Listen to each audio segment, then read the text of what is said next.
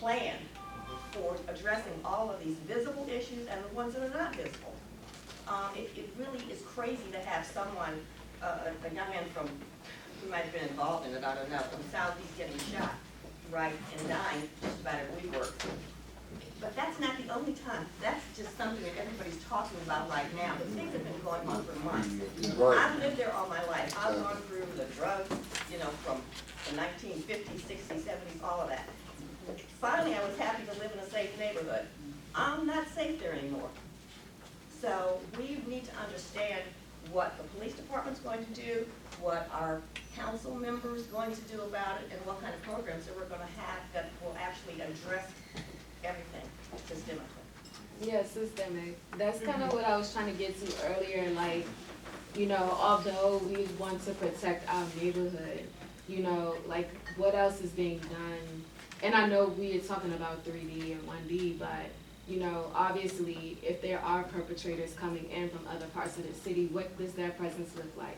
You know what I mean? How are they able to get here? How are they able to have that gun? How are they able to commit these crimes in our neighborhood? Yeah, you know what I mean? So it is systemic. I mean, we can try to shield our neighborhood and get the presence here all we want, but if the perpetrators are coming from other parts of the city, then it's a larger issue than just Shaw. So absolutely, and I agree with you. And I've been saying, I mean, you know, we can't arrest ourselves out of this situation. And I'm sorry, why not? Well, People, I mean, get out. It's a start. Yeah, I mean, we do, and that's, I'm not saying that we don't. That's what I'm saying, we do arrest. I mean, I know you just mentioned after we had that meeting, I didn't take that lightly. Right after that, we actually had an arrest out of that business. We actually did do investigation there and did get drug arrests. But it's still open. And that's the frustration that I have.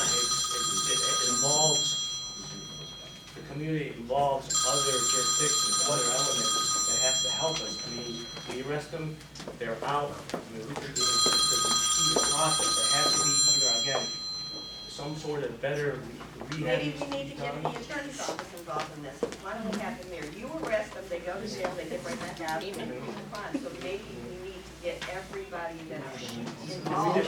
Be involved. what other kind of city department or organization can help contribute to the solution to this problem, outside of law enforcement?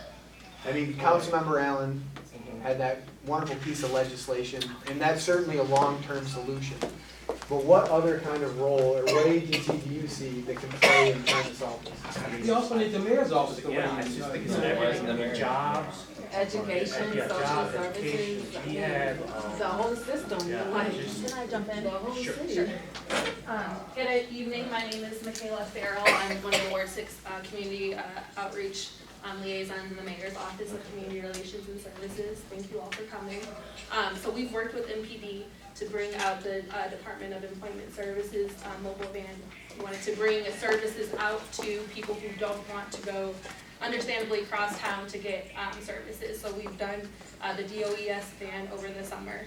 We're open to working with community members to see what kind of, outside of policing, what other kind of services that this neighborhood needs.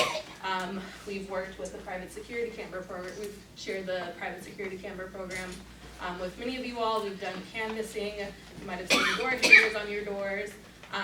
But I'm here to listen and to take suggestions on what other kind of services you think are needed here in the neighborhood. Yes, ma'am. Hi, Janine Ash, resident. What about looking at the environment? Is this place like an easy place for people to get away? And like there could be things in the environment that we could put up that would make it harder to like just get on the metro really fast, make it a little bit more difficult.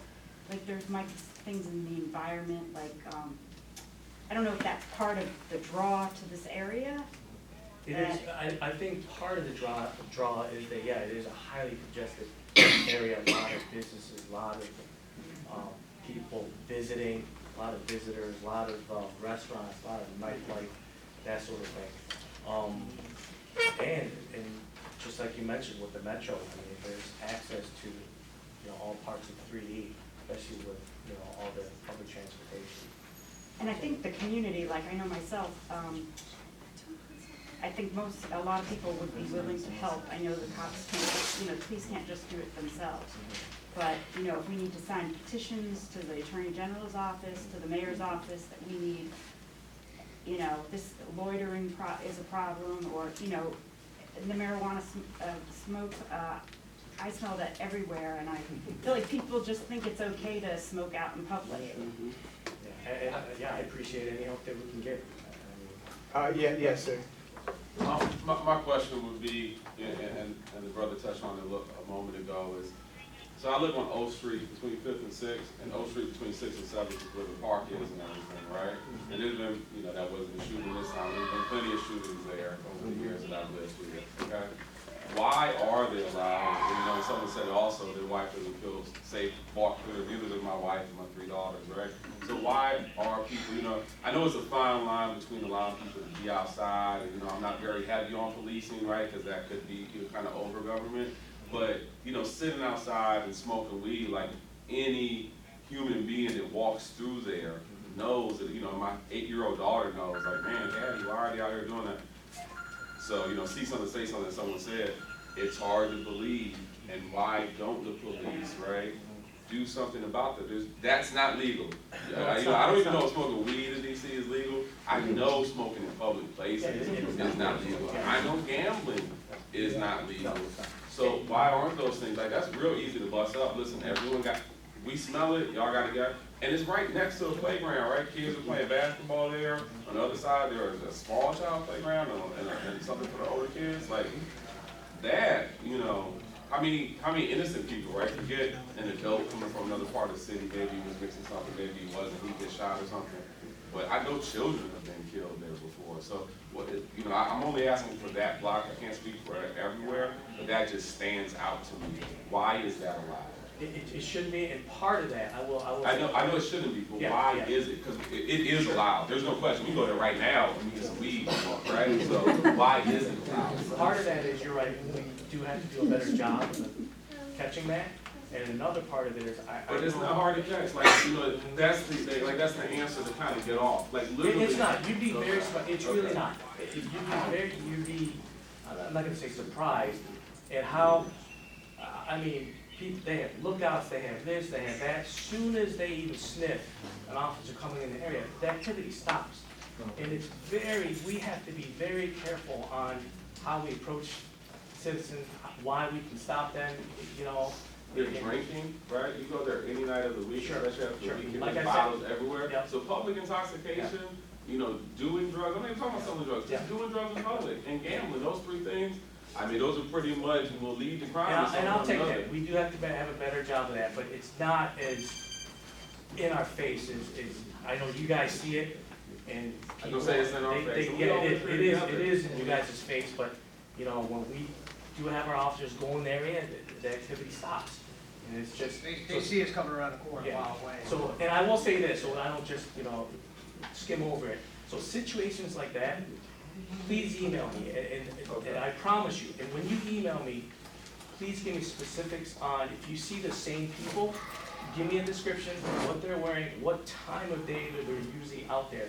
And what I'll do is I'll get that to our special units, because our patrol units are not gonna be, it's so tough to stop that. That has to be some sort of investigation done, some sort of. Couldn't you just park a car, sometimes, let's say on the weekend, on Friday, Saturday, right in the middle of all that, just park next to the basketball court. That would pretty much clear up that entire block. Like one car. If they leave when they see y'all coming, then it would take one car to park it next to the basketball court, and based off what you're saying, that would be over, And we do that. The problem is when we do that, the activity just moves. Just displaces it, doesn't actually solve the problem. I've never seen it this place. I never went from Bow Street and then walked to P Street and seen them just move, or they right at that basketball court at all times. I'll be aggressive. I don't want to take up too much time. I was, Naomi? Yeah. I'm Naomi Mitchell, Councilmember Allen. I've left on the table a few copies. He is chair of the Judiciary and Public Safety Committee, and this is a list of all the things he's put in effect that starts this today, October 1st, this fiscal year, they will have funding. One of the things I wanted to note is a continuation, a triple funding of a program started last year. It's a violence intervention prevention program. It's a bunch of people who are hired to work inside the community. They're not associated with the police. They're people who reach out and find people who are either victims or possible perpetrators. And they work with them to do the kind of things Michaela is saying, to get some of their problems solved, to redirect them. We had one situation in part of the ward where there were two twin brothers creating havoc. I mean, they were like 15, 16 years old, and guns, using young kids. They were able to take one of the twins and get him redirected into, he wanted to work, he wanted a job, he wanted to do something. That sort of broke up the relationship between the two, so that they were able to deal with the other with a lot less enforcement, reinforcement on his part by his twin. They followed them through. The mother got moved someplace else. The other brother got put in the halfway house. I mean, there is that strategy. It's coming out of both the Attorney General's office, and it's called, one in some cases, training grounds in the other, cure is another. They've been predominantly working in Southwest and in Ward 7 and 8. But when there gets to be the kind of cumulative street stuff going on, they will deploy some of them in this area. And I think we're getting the message that yours is at enough critical level that perhaps they need to be deployed. They're not visible particularly, but you'll see them, you'll see some people who haven't been on the street talking to people on the street corners, trying to do anything. I was at a meeting a couple of weeks ago with a couple of those violence interveners, and they had taken a group of guys out of the area on some kind of trip the day before. And the guy got a call, the one in the meeting with me, and said it was a young man they'd taken out before who was at the subway station and had spotted someone that he was clear he couldn't come out of that subway station. And so they went to him and got him out of the subway station safely. So it's a new kind of intervention, prevention concept that the council members now tripling the funding so that we have more of those kinds of people who are able to spread more quickly to troubled areas and be able to stay there for a while and work the issues. So that's the only encouragement I can give you right now, that perhaps this is something we can help activate for this area. I'm sorry, This Michelle. list, right. Okay, so I'm going to talk briefly about a couple things with my constituents. So I'm going to be very brief and I'm going to bullet point it. So, Catherine, as you know, I continually talk about the lot on Kirby and York Avenue. I will not stop talking about it. This is DC government-owned land. The government, DPR, whoever, the police, DPW, enables these people to do bad behavior on this DC government-owned land. It's in Ward 5, it's across my area, on Kirby and New York Avenue. I have complained about the action that's happened there where it's barbecuing, drunkenness, drugs, and then they affect my constituents directly across the street. It is the DC government that is enabling this behavior. This is government-owned land under DPR because of the park right behind it. But I've been talking about it, nothing is ever done. Nothing. Contact us with that. I mean, I've talked about, how long I talked about this? I don't know about it. Long time. So, but nonetheless, my constituents are tired of the pissing and the pooping and the drugs and the drinking coming from this government-owned land. That's it. I'll stop. I will continually talk about it every month, right? But I'm not done? Okay. So now we're going to talk about, there was an incident from the Kennedy Recreation Center. This is also government-owned. This property also enables bad behavior. Okay, so 2 Saturdays ago, my constituent was walking down P Street at night, and the captain's aware of this, as is Frank. So my constituent was called homophobic slurs and had things thrown at him, bricks, he could have been killed, by people inside the park area late at night. Number one, why is the park open? Why is this open, the rec center, you know? And nothing, this is coming again from the community recreation. What is happening? So I reached out, of course, to the captain and to the head of Department of Parks and Rec, and he acknowledged things were unlocked, et cetera, et cetera. Well, why is it unlocked? What is happening there? So this whole property is a catalyst for bad behavior too. They did come out and lock it though. I know, but why would No, we I'm want just it in the asking first you. place? Okay. So that's the problem. Now we have solved the problem after the incident where my constituent could have been killed, right? He talked about the police reaction, which he thought was poor, but why was the property unlocked in the first place? And now I'm getting stuff that apparently the staff had allowed people to sleep on the grounds of the Kenny Recreation Center. I don't know if that's true, but this property causes many, many problems. And we all know, we've been talking about this for years. And just today, I just want to defend my officers. I know, and I'll speak to you off record with that. I don't believe our officers acted fully, and I don't want to. Well, this is by my constituents, so I. Exactly, I can- exactly. And I did look He has into that, expressed that. and I'll speak to you. And the officer did, was it you, Lieutenant, who talked to my constituent? No. No, Okay. it was Lieutenant Thompson. Okay, so, and we appreciate that. Sure. But, and I also have a question about, so, I read the police reports every day from the listserv. Sure. And so I had another incident in my alley behind in 437 New York Avenue, the incident like with two constituents and a car driving fast and bad behavior. But a constituent reported this to the police and it never appeared on the police report the next day. So what, do some things not appear on the police report? This was like earlier in the month. On the listserv? Yeah. What's kind of the? Yeah, I don't think everything, don't quote me on this, but I think it's felonies around listserv. I thought that was it. But for criminal, isn't it like if my constituent reports like criminal activity, like he was assaulted or whatever, does not appear on that report I read every day? No, you're talking about the 3D Robberies or 3D thefts or listserv. whatever, yeah. Yes. So what's the line for that? I would have to read and Because look into that if specific. I bought Frank on the head and Mhm. Frank reports it, that's gonna be probably on that report that's tomorrow, Simple right? assault? No? No, not But I see necessarily. simple assault on there. I see I all sorts think of it stuff. depends on the All right. circumstances. I don't understand, because I read that every day. I was kind of surprised that my constituent's incident was not. I mean, like, for example. But two- you guys report theft from cars all the time. Yeah, on I mean, that for site. example, if it's two people that know if I'm friends with Lieutenant here, and him and I get to fight, and I hit him, that's not. What if the person files a police report? It's, No? it's, we want you to, those are kind of things that we're trying to let you know about, safety of the community and things like that. If we're friends and I get in a fight with him and I punch him, I pose no threat to the But you community. guys report the theft from car ad nauseum.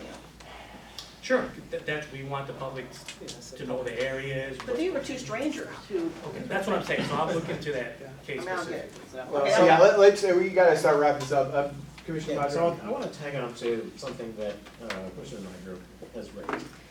And that is in the almost 20 years now that I've been a commissioner, we've had circumstances verging on this current state that we refer to as the Wild Wild West. When, the bullets were ringing out on a regular basis in the middle of the day, people really did not feel, comfortable. And what ultimately brought that under control? Zero tolerance. Zero tolerance is the only thing that brought that to an end. There was, I forget what the name of the program was, but they actually were red signs that were put up on a series of blocks in the neighborhood. And, MPD was there almost 24 hours a day, and nothing, you couldn't throw a piece of paper, throw your gum on the sidewalk without getting written up. And it is, after the decriminalization of marijuana, we have just ended up with a sense of lawlessness, an environment where people just feel they can do anything and get away with it. And that's what's contributing, in my opinion, to the situation that we haven't been able to get control of, and which is getting worse. We need to be able to get back to having a zero tolerance policy that if you're drinking in public, you're going to get arrested. If you're whatever it is that people are doing, smoking and marijuana in public space, people need to understand that they can't get away with blatantly breaking the law with impunity in this neighborhood, or we are not going to get this under control. So listen, guys, I'm sorry. This is the last question.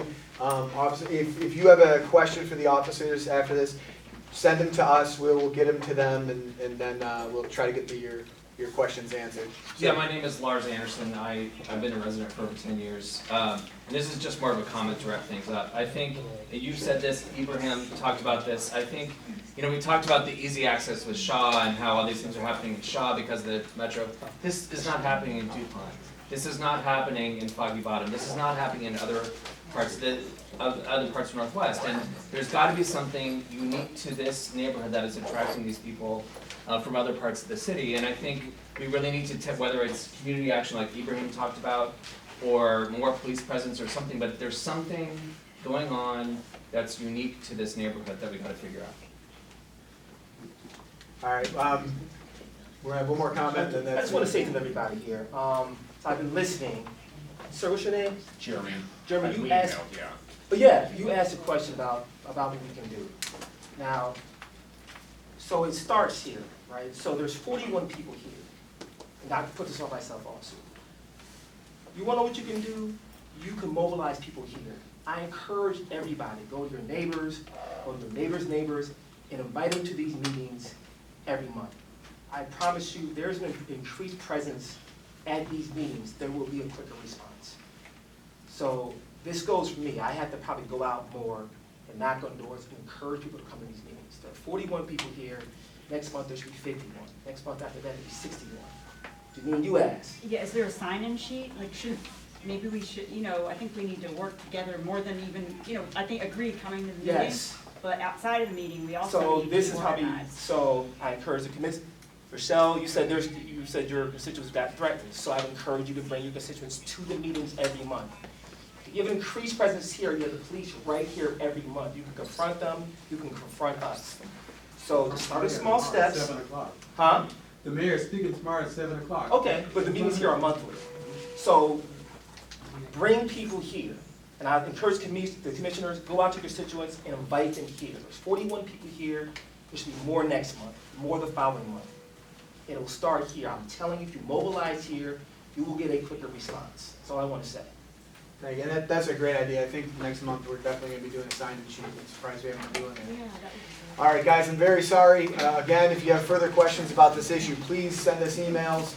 We will get them to the officers. Officers, thank you so much for For the coming. PSA meeting, you might want to announce. Oh, yeah, do you want to announce this PSA meeting? As a place for people to come. In the sense that it's PSA. PSA meeting. You don't have anything, Joe? I mean, I'm not sure. I Ms. just don't know if Garcia? it's worth flagging. Why don't you come on up? Residents, if they care, if they're concerned about.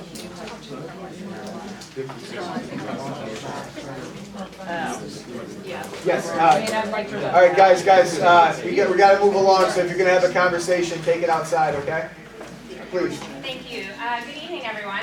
My name is Michelle Garcia, and I'm the Director of the DC Office of Victim Services and Justice Grants. Thank you so much to the commissioners for having me. How many of you have heard of the Office of Victim Services and Justice Grants? A couple people. So I want to talk about a little bit of the work that we do that is actually relevant to the discussion that you've been having here already this evening. So our work is largely, we are a grant-making organization that provides grant funding to community-based organizations and district agencies that provide services to victims of crime, to justice-involved individuals, so incarcerated and returning citizens, both juveniles and adults, as well as programming around truancy reduction and juvenile delinquency prevention.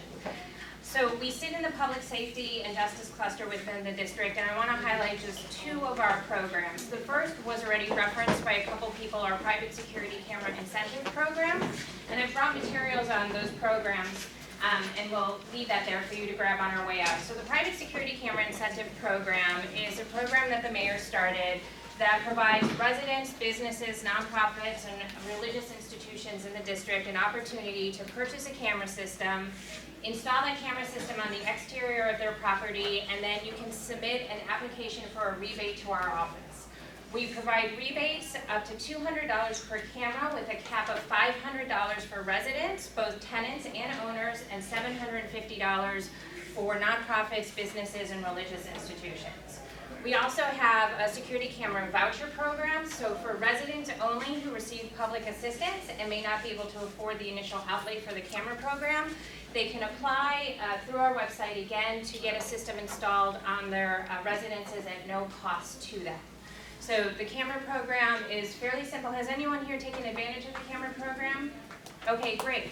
And in terms of sort of public safety, I know a couple people talked about this earlier, about they participated in the program, that the footage can often be really helpful to both Metropolitan Police Department in responding to incidences of crime, and that in some cases the cameras can actually serve as a deterrent to crime.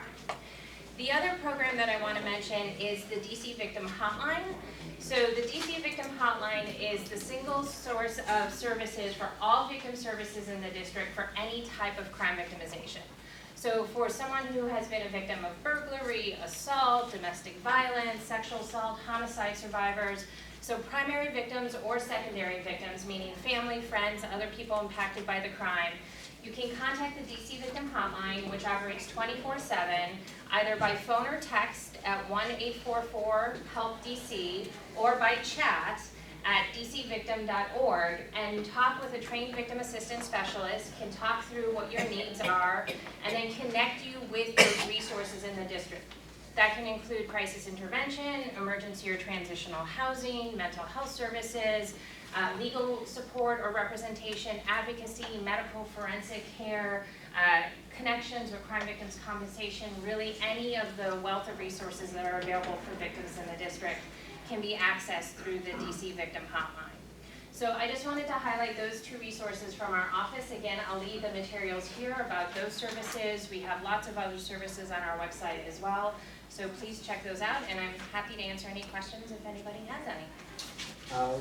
Oh, sure. Can I ask just a quick question? Have you worked with any building specific, I live in a condo building, we might be interested in partnering, I didn't know if that situation would be eligible. Yeah, so kind of the way the program is structured, it's per residential address. So if you live in a multi-unit building, what we really recommend is that the condo, if you have a condo board, that the board actually comes in and submits the application rather than individual residents within the building doing that, because there's the cap is per property address. So it could be one person applies and you've now hit the cap for your entire building. So it actually works better if the board comes in and determines where they want those cameras placed. Okay.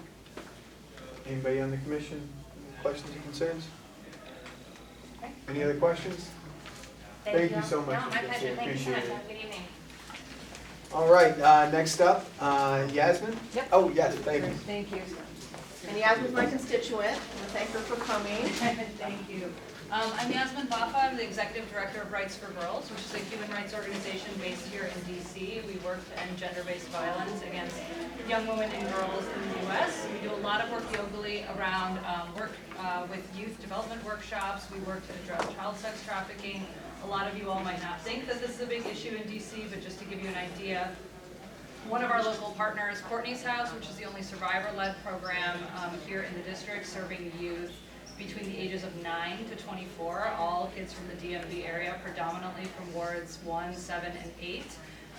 They are currently at capacity with our existing laws around child sex trafficking, child endangerment, statutory rape, pimping and pandering, and so I'm here to talk about legislation that's been introduced by the council. It currently has 5 members of the council co-sponsoring it, called the Community Safety and Health Amendment Act, and essentially it's a prostitution legalization bill.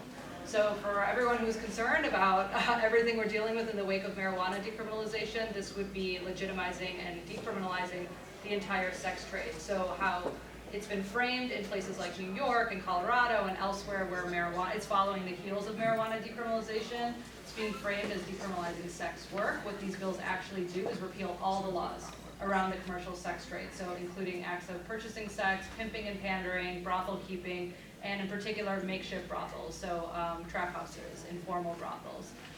We know that almost 100% of the youth that we've uncovered here locally are found in these abandoned homes and apartments, again, predominantly in the most impoverished parts of our city. But we know that in decriminalizing the purchase, we're driving up the demand. We know this from every country and jurisdiction that's done it. Rhode Island decriminalized indoor prostitution for a 30-year period between 1980 and 2009, and it's made them a sex tourism hub. It increased trafficking and violence. They changed their laws. pretty strict and dramatically back in 2009. Nevada is the only other place in the United States that has a form of legalization in about a handful of counties where it's legalized in licensed brothels. But again, this would be decriminalization. So what they would be doing is just repealing the laws. No resources in the bill, no services in the bill, no funding in the bill, no mechanism for basically protecting people who are being exploited. One of the things that they do is say, we're not touching the trafficking laws. Well, we know that, but if you talk to the OAG's office, the U.S. Attorney's office, they'll tell you that the vast majority of child sex trafficking cases are actually prosecuted under pimping and pandering statutes. So it's really important to keep these existing laws on the books. Repealing them just threatens to empower exploiters, organized criminals, and others as entrepreneurs, and further fuel sex trafficking, making DC a sex tourist destination. It's just the nature of supply and demand economics. So a lot of the responses we've gotten from a number of the ANCs has been like, this doesn't, affect our area. I assure you it does. We know there's young girls being exploited all around Ward 6, certainly in my section of Ward 6, and elsewhere throughout the district. So I assure you it's happening. It's definitely something that should be on all of your radars. And if you're concerned about the ancillary crimes and issues that have come on the backs of marijuana decriminalization, decriminalizing prostitution is bound to attract more organized crime, more trafficking, more exploitation. So I apologize I didn't have a chance to bring some of the fact sheets, but I'm happy to send those if we can send those out, or if anyone wants my information. I have my cards and happy to follow up with anyone individually. If anyone has questions, I'm happy to answer any questions. What's the name of the bill, please? Community safety? So the name of the bill is the Community Safety and Health Amendment Act. Councilmember Grasso is like the chief sponsor, but it was introduced by Grasso, Robert White, Anita Bonds, and Nadeau. And then Charles Allen actually co-sponsored. And Charles Allen has has given it a hearing on October 17th. So for anyone who's concerned, we highly recommend you sign up. You can contact me on how to sign up. You basically have to contact the Judiciary Committee. Individuals who live in DC are afforded 3 minutes, even if it's as simple as sending an email or just coming in and testifying and saying, you don't support the legislation. That would be huge. Organizations are afforded 5 minutes, but the hearing has been noticed, so it's moving. And there's 5 members supporting it. 17th of October. 17th of October, and again, I'm happy to provide any of that information. We're working with the coalition of folks. Children's Law Center has recently come out against the proposal.